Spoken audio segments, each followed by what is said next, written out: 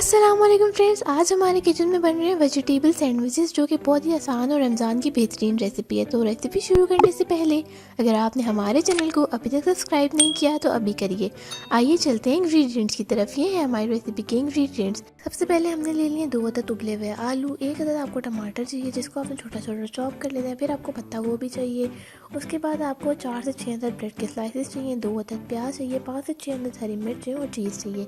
ये 3 किस्म की चटनी है जिनमें से 2 की रेसिपी अवेलेबल है। तीसरी टमाटर की चटनी है जिसकी जगह आप केचप का इस्तेमाल कर सकते हैं। साथ में आपको चाहिए नमक, काली मिर्च और मायोनीज़।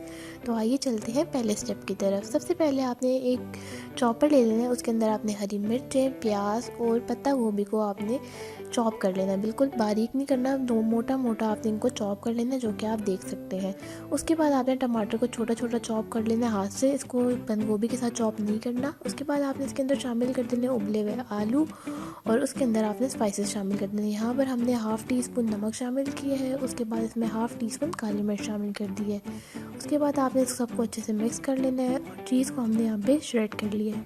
उसके बाद आपने एक ब्रेड का स्लाइस लेना है, उसके ऊपर आपने लगानी है इमली और खुरमानी की चटनी। इसकी रेसिपी मेरे चैनल पर अवेलेबल है, या तो कुछ दिन में आपको मिल जाएगी या तो पहले से अपलोड कर दी जाएगी।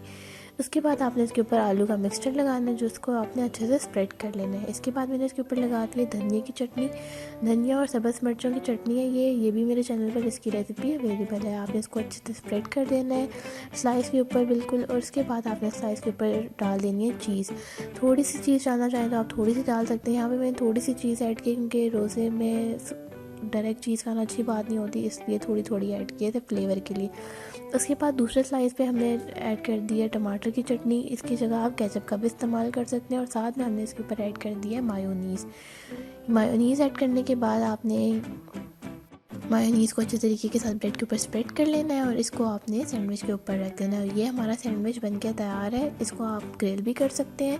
मैंने इसको तवे पे सेक लिया था क्योंकि मेरे पास ग्रिल पैन नहीं था। यहाँ पे आपने तवे पे हल्का सा ऑयल ब्रश करना है और इसको एक साइड से कम 2 मिनट के लिए सेकना है और फिर दूसरी साइड पे थोड़ा सा ऑयल ब्रश कर देना है और उसके बाद इसको टर्न करके दूसरी साइड से भी सेक देना है। ये हमारे मज़ेदार से सैंडविचेस बन के तैयार हैं। आपने ये रेसिपी ज़रूर ट्राई करनी है और मुझे अपना फ़ीडबैक ज़रूर देना है। Thank you for watching. अल्लाह हाफ़िज़।